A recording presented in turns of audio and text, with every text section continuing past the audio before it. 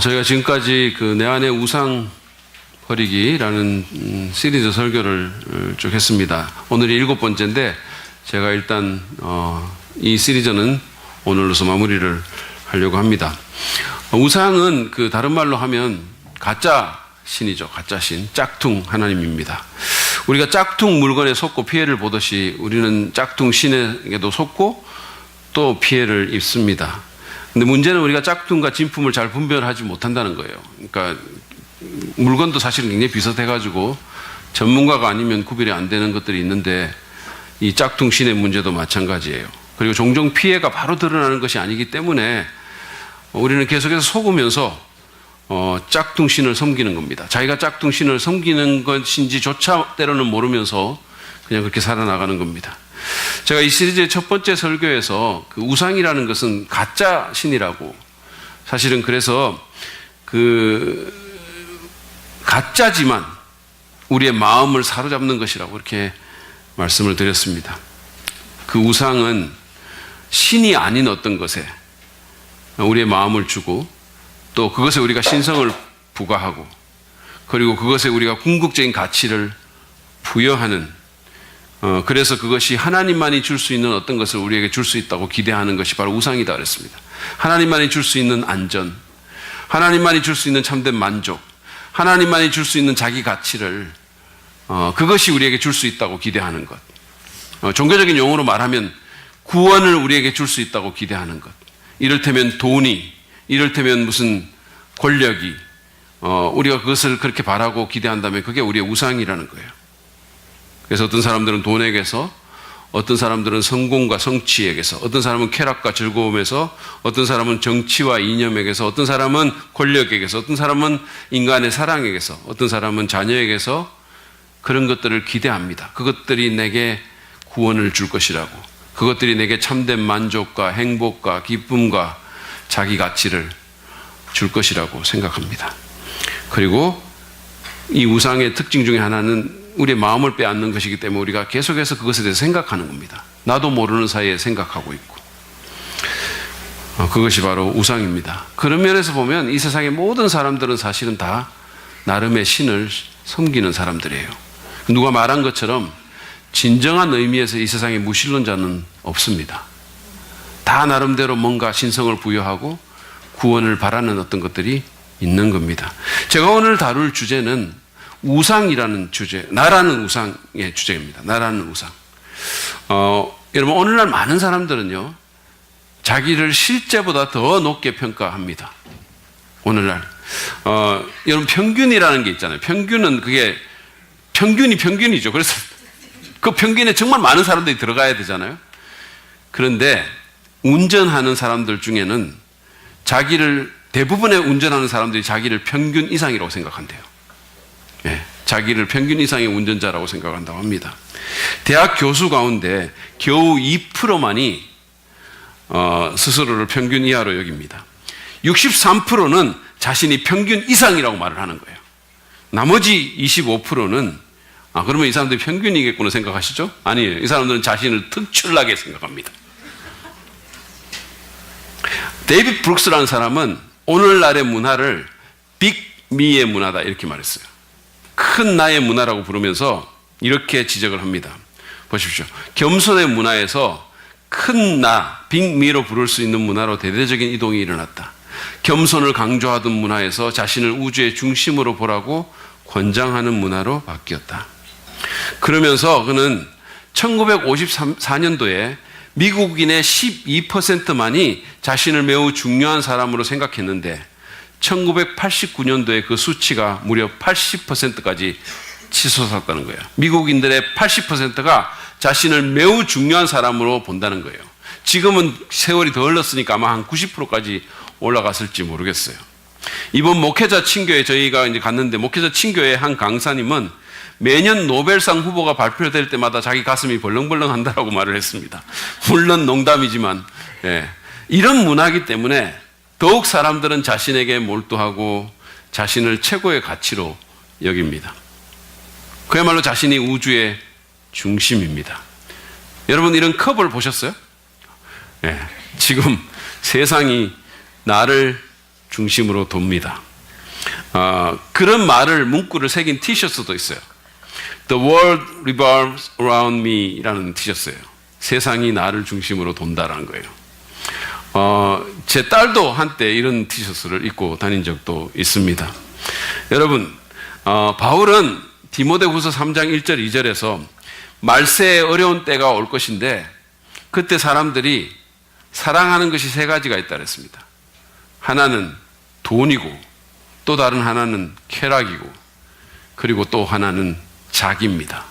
사람들은 자기를 사랑하고 돈을 사랑하고 쾌락을 사랑할 것이라고 바울이 말했습니다. 확실히 우리 시대는 자기와의 사랑에 빠진 시대입니다.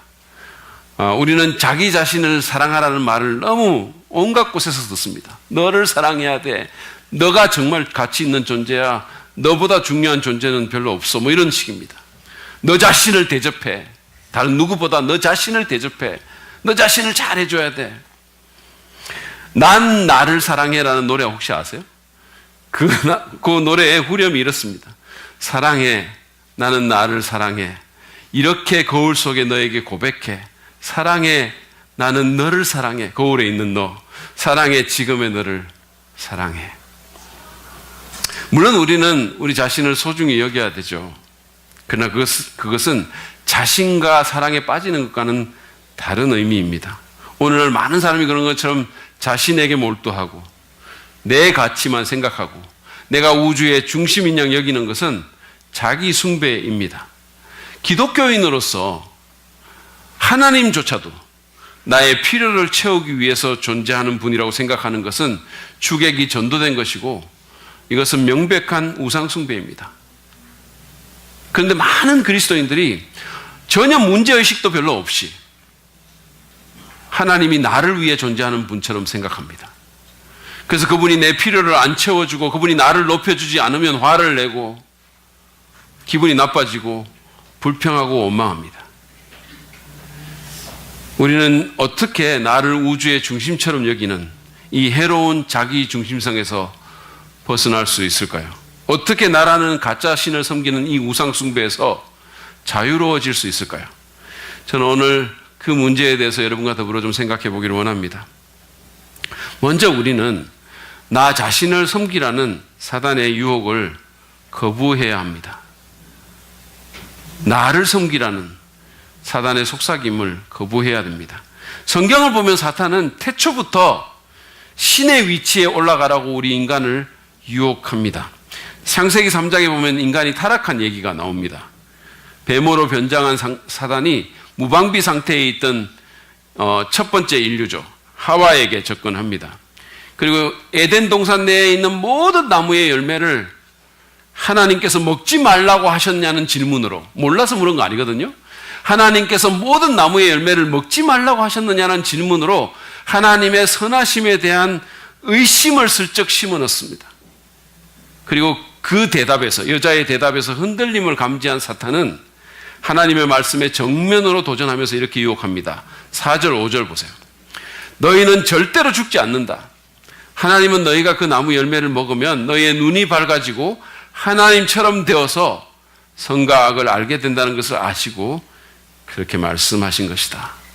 여러분, 유혹의 핵심이 무엇입니까? 너희들은 하나님처럼 될 수 있어 라는 거예요. 하나님이 그거 알기 때문에 금하신 거야. 하와는 그 유혹에 넘어가서 금단의 열매를 먹었습니다. 그리고 그 다음에 어떻게 되었는지는 여러분들이 너무 잘 아실 겁니다. 사단은 지금도 그렇게 우리를 유혹합니다. 너는 하나님처럼 될 수 있어. 네 안에 신성이 있는 거야. 너는 하나님처럼 대접받아야 돼. 너는 하나님처럼 중심이야. 잘 생각해 봐. 이런 유혹에 넘어가는 사람들 가운데는 메시아 컴플렉스에 빠져서 자기가 세상을 구원할 메시아라고 생각하는 수많은 사람들도 있습니다.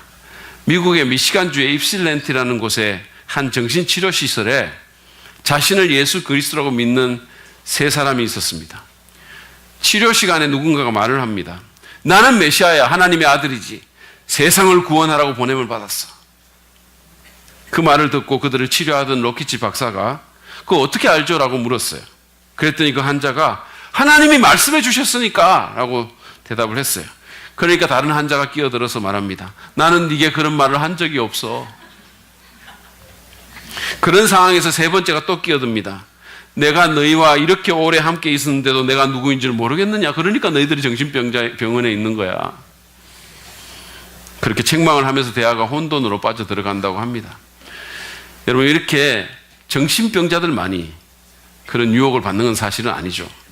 지난주에 제가 언급했던 시크릿이라는 책, 수세기 동안 단 1%만이 알았던 부와 성공의 비밀이라는 부제를 단 그 책에는 이런 글이 나옵니다. 지구는 당신을 위해 돌고 있습니다. 태양은 당신을 위해 밀물과 썰물을 만듭니다. 새들은 당신을 위해 지적입니다. 해가 뜨고 지는 것은 당신을 위해서입니다. 별들 또한 당신을 위해 떠 있습니다. 당신은 우주의 주인입니다. 당신은 완전한 생명입니다. 무슨 어노인팅의 찬양곡 같지 않으세요? 근데 불행히도 여기 당신은 하나님이 아니에요. 사람입니다. 특별히 이 책을 읽고 있는 사람이에요. 거기에는 이런 글도 나옵니다. 당신은 육신을 입은 신이다. 당신은 육신 안에 있는 영이다. 당신은 우주적 존재다. 당신은 모든 능력이다. 당신은 모든 지혜이다. 당신은 창조주이며 이 지구에 당신의 창작품을 창조하고 있다. 자기에 대해서 이렇게 생각하는 것이 부와 성공의 비결이라는 거예요. 1%만이 알았던 그 부와 성공을 얻고 싶으면 자기에 대해서 이렇게 생각하라는 거예요. 긍정적으로 생각하라는 겁니다. 네가 우주의 중심이라고. 모든 것이 너를 위해서 있는 거라고. 전 세계 50개의 언어로 3천만 명 이상이 이 글을 읽었고 이 책에 열광했습니다. 여러분, 에덴 동산에 있었던 사단의 그 목소리가 생각나지 않습니까? 물론 여기 계신 분들 대부분은 내가 육신을 입은 신이라는 그런 극단적인 생각을 하지는 않을지 모릅니다. 그러나 우리는 은연중에 이런 류의 메시지를 받아들입니다. 이런 것들이에요. 언제나 너 자신을 우선으로 해. 너는 누구보다 중요한 존재야. 다른 모든 사람보다 네 자신의 이익을 추구해야 돼. 네가 제일 먼저 있어야 돼. 그리고 우리는 종종 그렇게 행동합니다. 이런 우리의 생각과 행동이 잘못되었다는 사실조차 인식하지 못한 채 그렇게 행동하죠. 우리는 또한 자신의 이익이 침해되거나 자신의 중요성이 무시당했다고 생각하면 엄청나게 분노하기도 합니다. 그리고 그것이 정당하다고 생각합니다. 근데 여러분, 그것은 사탄의 속삭임이에요. 하나님은 뭐라고 말씀합니까? 빌립보서 2장 3절 4절이에요. 무슨 일을 하든지 경쟁심이나 허영으로 하지 말고 겸손한 마음으로 하고 자기보다 서로 남을 낮게 여기십시오. 남을 낮게 여기라는 게 아니고 남을 낮게 여기라 그랬어요. 또한 여러분은 자기 일만 돌보지 말고 서로 다른 사람들의 일도 돌보아 주십시오. 자기보다 남을 낮게 여기라 그랬어요. 네가 우주의 중심이라고 생각하는 게 아니라 남을 먼저 생각하라고. 다른 사람의 일도 돌아봐 주라고. 그렇게 말합니다. 우리는 자기를 높이고 섬기고 자기 권리와 유익을 찾으라고 유혹하는 사단의 속삭임을 거부해야 됩니다. 우리는 나의 이익보다 내 자아 실현보다 하나님을 높이고 하나님을 섬기고 그분의 말씀에 순종하면서 다른 사람을 돌아봐야 됩니다. 이것이 나라는 우상 숭배에서 벗어날 수 있는 길입니다. 두 번째로 우리는 자기를 섬기는 우상 숭배의 해악을 인식해야 합니다. 제가 이번 시리즈를 통해서 우상이라는 것은 험한 것일 뿐만 아니라 굉장히 해로운 것이라고 말씀을 드렸습니다. 그것은 우리를 어렵게 하고 우리를 실망시키고 우리를 파괴시킵니다. 에스겔서 14장 3절에 보면 우상을 걸려 넘어져서 죄를 짓게 하는 올감이라고 표현을 합니다. 우상이라는 게 우리를 걸려 넘어지게 만드는 거라는 거예요. 그게 좋은 것 같은데 실제로는 우리를 걸려 넘어지게 해서 죄를 짓게 만드는 올감이라는 겁니다. 그런가 하면 시편 16편 4절은 그 해악에 대해서 이렇게 말합니다. 다른 신들을 섬기는 자들은 더욱더 고통을 당할 것이다. 짝퉁 신을 섬기는 것은 고통을 받는 일이라는 거예요. 그게 돈이든, 그게 성공이든, 그게 성취든, 인간의 사랑이든 다 그렇다는 겁니다. 이것은 나라는 신을 섬기는 경우도 마찬가지예요. 그렇다면 구체적으로 나라는 신을 섬길 때 어떤 해를 입을 수 있을까요? 하나는 불안감입니다. 나라는 우상을 섬기는 사람은 다른 사람이 나에 대해서 어떻게 생각하는지 너무너무 신경을 씁니다. 그게 너무 신경이 쓰이는 거예요. 사실 사람들은 나한테 별로 신경 안 쓰는데 나 혼자 그렇게 생각하는 거예요. 저도 이렇게 설교하면서 제 설교에 대해서 계속 생각할 때가 있어요. 그래서 때로는 기분 좋아하고 때로는 또 막 안타까워하고 막 계속 생각하는데 사람들은 설교가 끝나는 순간 설교나 설교자에 대해서 전혀 생각하지 않는 것을 종종 발견합니다. 한 번은 어떤 자매가 설교가 너무 은혜가 됐다고 눈물까지 걸썽이면서 저한테 이렇게 말을 한 적이 있어요. 그래서 그 말에 제가 엄청 고무가 돼가지고 수요일까지 기분이 좋았어요. 너무 기분이 좋았습니다. 수요일 날 그 자매를 만나가지고 뭐 얘기를 하다 보니까 설교가 뭐에 대한 것인지에 대한 게 나왔는데 그 자체부터 기억 못하는 거예요. 뭐에 대한 설교였는지조차도 기억하지 못한다는 사실을 발견했어요. 나라는 우상을 섬기는 자는 이게 모든 것이 나에 대한 것이기 때문에 다른 사람이 내게 대해서 어떤 생각을 하고 어떤 평가를 내리고 너무너무 신경을 많이 쓰는 거예요. 인생이 얼마나 피곤하겠습니까? 절대로 행복해질 수가 없는 거예요. 자기 자신에 대해서 계속 생각하는 사람은 절대 행복해질 수가 없습니다. 그리고 사람들의 평가에 신경을 쓸 뿐만 아니라 자신의 실수나 실패도 너무너무 두려워합니다. 왜? 전부 나에 대한 거니까. 내가 실수하면 이게 어떻게 되겠습니까? 이런 사람은 자의식이 강해질 수밖에 없어요. 계속 자기를 생각하니까 자의식이 강해질 수밖에 없습니다. 왜냐하면 내가 나의 신일 때 인생은 전적으로 나에 관한 것이기 때문입니다. 또 하나의 해악은 오만함이에요. 나라는 우상을 섬기는 사람은 자기는 언제나 옳다라고 생각하는 거예요. 자기는 언제나 옳다라고 생각해요. 저는 결혼하는 커플에게 가정의 평안을 위해서 자기가 언제나 옳아라고 말하라고 종종 때로 얘기를 해요. 근데 그 자기는 이 자기가 아니에요. 여러분, 나를 우상으로 섬기는 사람은 자기가 옳다는 확신이 너무 강하기 때문에 다른 사람의 지혜를 구하지 않고 충고를 받아들이려고 하지 않습니다. 오히려 기분 나쁘게 생각하죠. 그런 사람들의 인생이 어떤 마이너스를 입겠는지 한번 생각해 보세요. 잠언서를 읽어보면 충고를 받아들이지 않는 자는 바보라 그랬어요. 또한 이것과 연관된 자아숭배의 해악이 또 있는데 그것은 방어적 성향입니다. 방어적 성향. 상대방의 사소한 지적이나 온건한 비판조차도 잘 받아들이지를 못하는 거예요. 막 방어하는 거예요. 지나치게 과도하게 막 이렇게 반응하고 때로는 참을 수 없어 하고 공격적으로 대받아치는 거예요. 별것도 아닌데 사실은. 저는 예전에 한 전도사가 부흥의 광고 글자를 강단벽에 다는데 옛날에 이렇게 글자를 달았잖아요. 이렇게 하나씩. 다는데 한 성도가 멀리서 보고는 글자 하나가 삐뚤게 달렸다라고 이렇게 말을 하니까 그 성도를 딱 보면서 일부러 그랬어요 라고 대답했다는 말을 들었어요. 아주 격하게 반응한 거예요. 여러분, 이런 게 방어적인 반응입니다. 막 방어하는 거예요. 나를 우상으로 섬기기 때문에 누가 나한테 지적하고 잘못했다고 말하는 거 받아들일 수가 없어요. 이런 오만함과 이런 방어적인 성향은 우리를 언제나 외롭게 합니다. 이 외로움이 자기를 섬기는 것의 또 다른 해악이에요. 사람들은 오만하고 방어적인 성향을 가지고 있는 사람과 같이 어울리기를 좋아하지 않을 것입니다. 또한 나라는 우상을 섬기는 사람 자신도 늘 좋은 말만 해주고 늘 긍정해주고 늘 네가 최고다고 말하는 사람하고만 어울리려고 하기 때문에 그런 사람들은 인간관계가 제대로 될 수가 없는 거예요. 외로울 수밖에 없는 겁니다.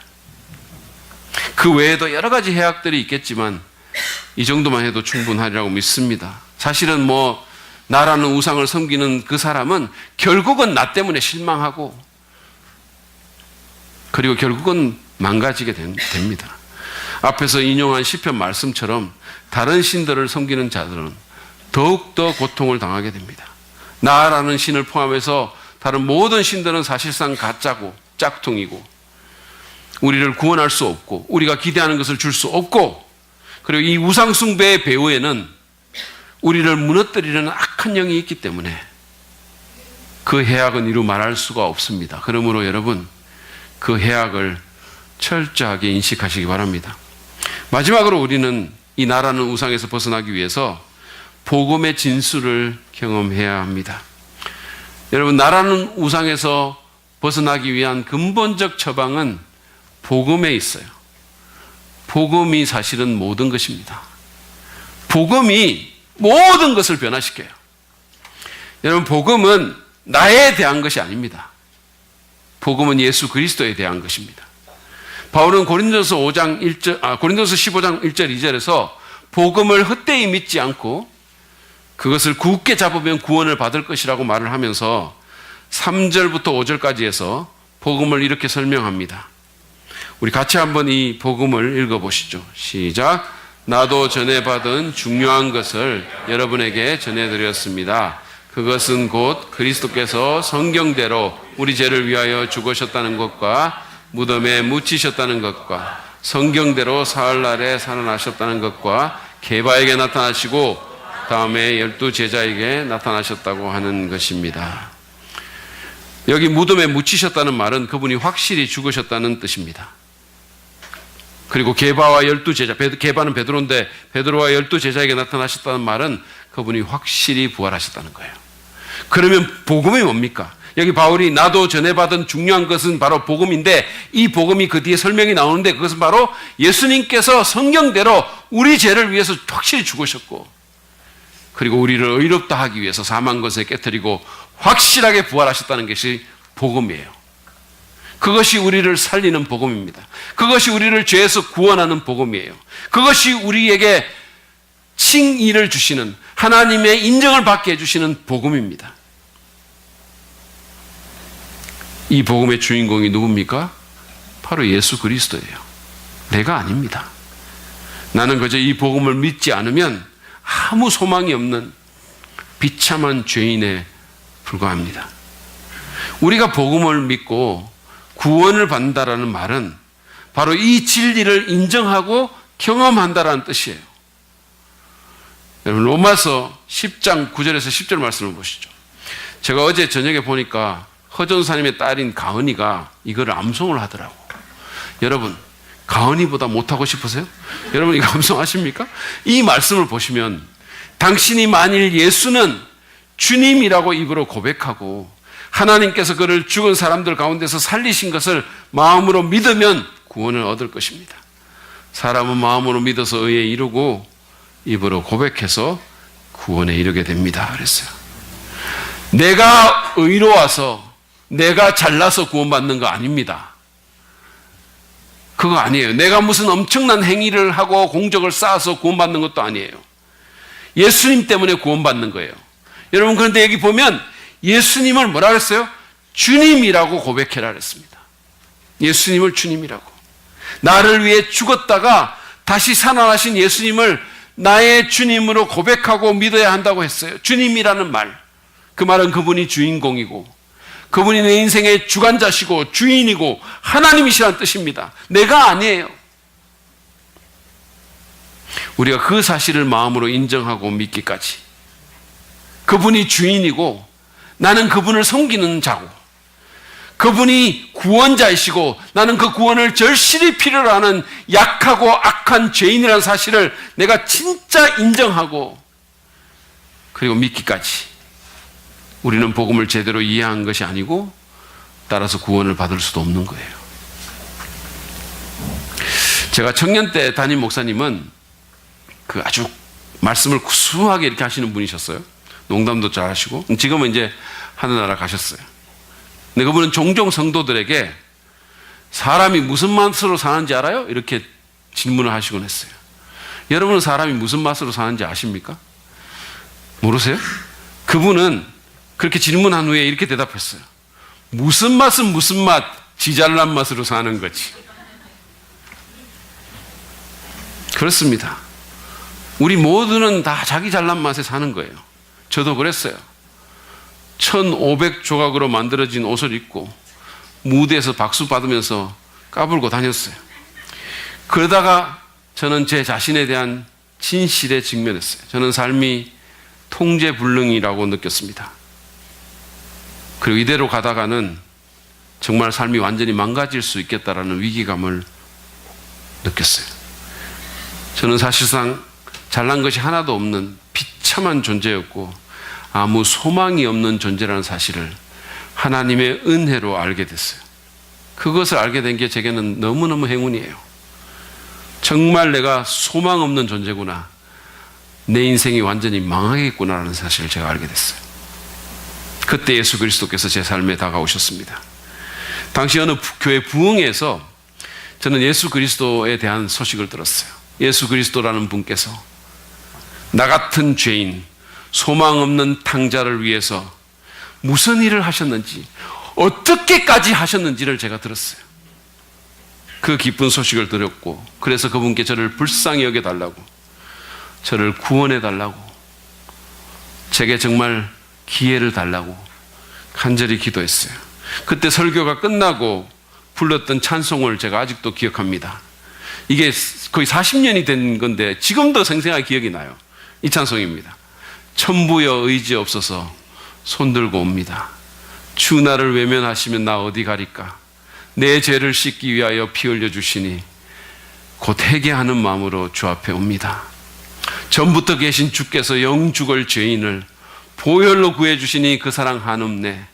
내 죄를 씻기 위하여 피 흘려 주시니 곧 회개하는 마음으로 주 앞에 옵니다. 목사님께서 그때 당시에 하나님께 항복하는 그런 마음으로 다 손들고 찬송하자고 그렇게 말씀하셨어요. 여기 보면 손들고 옵니다 그러잖아요. 그래서 다 손들고 하자고. 그래서 제가 양손을 번쩍 들고 그렇게 찬송을 불렀어요.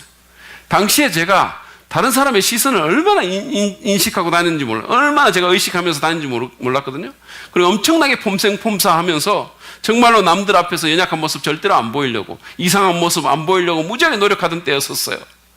그뿐만 아니라 찬송 부르면서 손드는 그런 이상한 짓은 절대로 할 수 없는, 말도 안 되는 그런 상황이었는데, 그런 제가 눈물 콧물 흘리면서 손들고 찬송했습니다. 하나님 정말 이 찬송과 가사처럼 의지 없어서, 아무것도 의지할 데 없어서 손들고 갑니다. 항복합니다. 주님이 나를 외면하시면 제가 어디 갑니까? 그렇게 찬송했어요. 남들이 나를 어떻게 생각하는지에 대해서 전혀 의식조차 되지 않았어요. 자기 잘난 맛에 살던 제가 그 순간에 복음을 통해서 예수가 얼마나 잘난 분임을 알게 됐어요. 그리고 그분 잘난 맛으로 사는 것이 내 잘난 맛으로 사는 삶보다 얼마나 나은가를 깨닫게 된 것입니다. 여러분, 복음이 해답이에요. 복음을 통해서 우리는 우리 자신의 실체에 대해서 확실히 깨닫게 될 뿐만 아니라 하나님의 선하심과 하나님의 은혜와 하나님의 아름다움과 하나님의 크심을 인식하게 됩니다. 그리고 복음 안에서 자신에 대한 다른 사람의 생각에서부터, 심지어는 나 자신의 생각에서부터도 자유하게 되는 거예요. 우리가 복음을 정말로 알게 되면 그렇게 되는 겁니다. 여러분, 바울의 고백을 한번 들어보실래요? 고린도전서 4장 3절에서 4절입니다. 나는 여러분이나 다른 어떤 사람에게 판단받는 것을, 다른 사람에게 평가받는 것을 대수롭지 않게 생각하고 나도 나 자신을 판단하지 않습니다. 내가 양심의 가책을 받는 일은 없지만, 다시 말해서 별로 이렇게 내가 잘못하는 거 없는 것 같지만, 그렇다고 그것에 의해서도 좌우되지 않습니다. 그렇다고 죄가 없는 것은 아닙니다. 착각하지 않는다는 거예요. 오직 나를 판단하시는 분은 주님이십니다. 그가 예수님 안에서 자신에 대해서 얼마나 자유로워지는지 여러분 보셨습니까? 예수님의 공로로 하나님께서 이미 자기를 의롭다고 인정해 주셨기 때문에, 그분이 너는 내가 내 아들을 희생할 만큼의 가치가 있다고 그렇게 말씀해 주셨기 때문에, 십자가에서 그를 사랑한다고 하나님께서 말씀하셨기 때문에 자신에 대한 최종적 편결이 이미 내려졌기 때문에 그는 자신에 대한 다른 사람들의 생각에 크게 개의치 않았어요. 자신의 가치가 이미 증명됐기 때문에 십자가에서 도저히 변할 수 없는 최종적 권위를 가진 분에게서 이미 그 가치가 증명됐기 때문에 수시로 변하는 그런 사람들의 평가에 연연하지 않게 됐다는 거예요. 여러분은 이런 삶을 살고 싶지 않으십니까? 이렇게 자유와 여유를 갖고 겸손하면서도 자신에 대해 불안해하지도 않고 그렇다고 집착하지도 않는 그런 삶을 살게 되기를 원치 않으십니까? 이게 복음이 우리에게 주는 거예요. 그래서 복음 안에서 우리가 자기 자리를 찾게 되는 겁니다. 복음은 또한 누가 주인공인가를 분명히 알게 함으로써 우리로 하여금 누구를 위해 살아야 할지를 확실히 가르쳐 줍니다. 고린도후서 5장 14절 15절 말씀이에요. 여러분 이거 같이 한번 읽어볼까요? 시작. 그리스도의 사랑이 우리를 휘어잡습니다. 우리가 확신하기로는 한 사람이 모든 사람을 위하여 죽으셨으니 모든 사람이 죽은 셈입니다. 그런데 그리스도께서 모든 사람을 위하여 죽으신 것은 이제부터는 살아있는 사람들이 자기 자신들을 위하여 살아가도록 하려는 것이 아니라 자기들을 위하여서 죽으셨다가 살아나신 그분을 위하여 살아가도록 하려는 것입니다. 분명하게 말씀하고 있어요. 분명하게.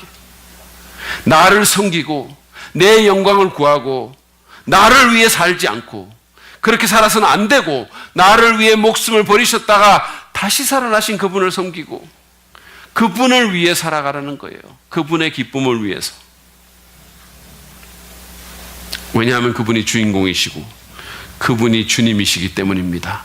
왜냐하면 그분이 내 생명의 은인이시고 그분이 내 구원자이시기 때문이에요. 그분이 내 인생 책임지는 분이시기 때문입니다. 릭 워런이 목적이 이끄는 삶의 첫머리에서 말한 것처럼 인생은 우리 자신에 대한 거 아닙니다. 여러분 제가 오늘 죽어도 세상은 내일 아무 문제 없이 돌아갑니다. 아무 문제 없이 돌아가요. 제가 죽고 나서 글쎄 한 10년 정도 지나면 이 세상에 그 누구도 저를 기억하지 않을 거예요. 그게 우리입니다. 여러분들도 사실 크게 다르지 않아요. 인생은 나 자신에 대한 것이 아닙니다. 내가 그렇게까지 중요한 존재는 아니에요. 인생은 하나님에 대한 것입니다.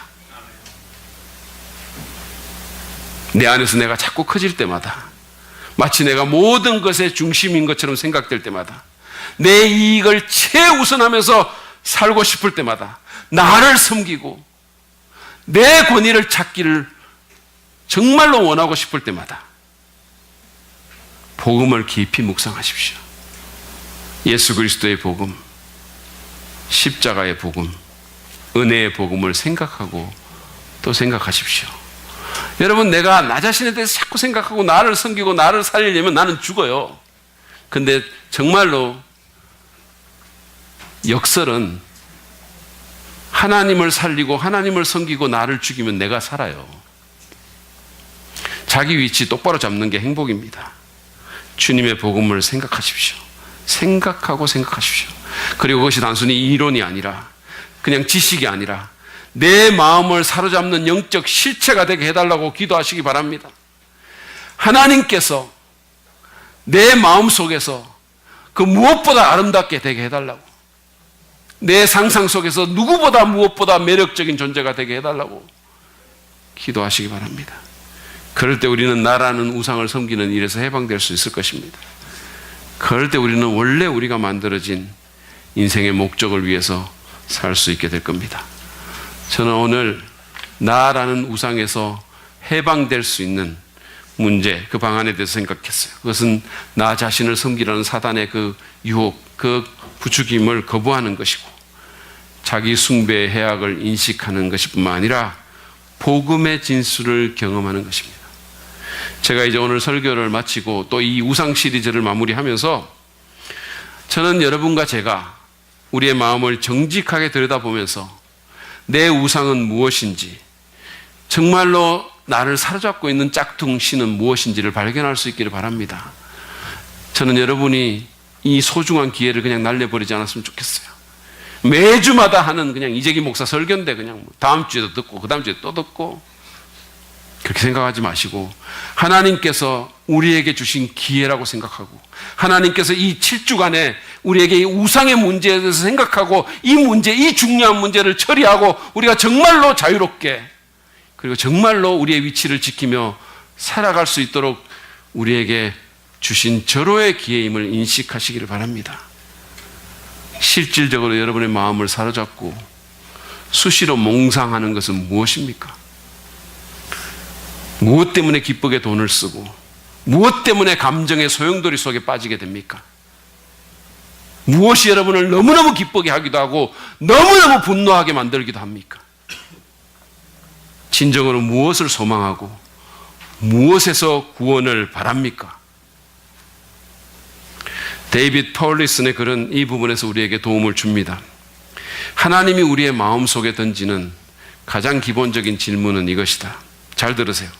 예수 그리스도 이외의 다른 누군가가 당신 마음속에 실질적인 신뢰와 충성과 기쁨을 누리고 당신 마음을 온전히 차지하며 당신 마음의 섬김을 받고 있느냐? 이게 하나님의 질문이라는 거예요. 그러면서 그는 말합니다. 다음의 질문들은 사람들의 우상체계를 드러내준다. 삶을 지탱해주는 안정과 안전을 얻고 인정을 받기 위해 누구 혹은 무엇에 의지하는가? 여러분 스스로 대답해 보세요. 삶에서 진정으로 원하고 바라며 기대하는 것은 무엇인가? 어떻게 해야 진정으로 행복해지는가? 어떻게 해야 훌륭한 사람이 되는가? 어디서 힘과 성공을 찾는가? 이런 질문들은 우리가 하나님을 섬기는지 우상을 섬기는지 그리스도 안에서 구원을 찾는지 아니면 거짓 구세주한테서 구원을 찾는지를 밝혀준다 그랬습니다. 이런 질문들을 통해서 우상을 확인하십시오. 그리고 확인되면 정직하게 인정하고 회개하시기 바랍니다. 그리고 그것들을 버리겠다고 결단하면서 주님의 도움을 구합시다. 여러분, 우상의 문제는 마음의 문제이기 때문에 내 의지만으로는 이거를 해결할 수가 없어요. 주님의 도움과 성령의 역사가 절실히 필요합니다. 그리고 무엇보다도 복음의 각성이 필요합니다. 예수께서 우리를 위해 하셨던 일을 깊이 묵상하는 가운데 그것이 내 마음속에서 실제가 될 수 있도록 해달라고 기도하십시오. 그냥 이론이 아니라 이 은혜가, 이 행위가 실제가 될 수 있게 해달라고 기도하십시오. 그래서 그분이 하늘 영광을 버리시고 이 땅에 오셔서 십자가에 달리기까지 우리를 위해 했던 그 은혜의 역사에 진심으로 감사하고 기뻐하고 안도할 수 있을 때 우리의 예배에 즐거움이 넘치고 기도에 하나님의 실체가 느껴질 때 우상은 참 하나님으로 대치될 수 있을 것입니다.